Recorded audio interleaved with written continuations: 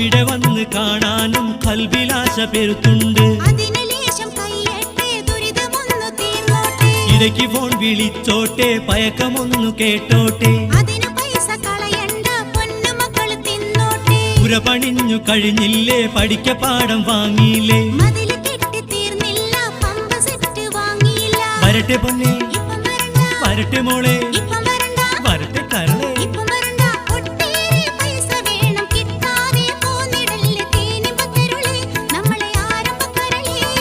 പലരും വരുന്നുണ്ട് നാട്ടിലേക്ക്, പെരുത്താശ ഞമ്മക്കും ഉണ്ടെന്നോ.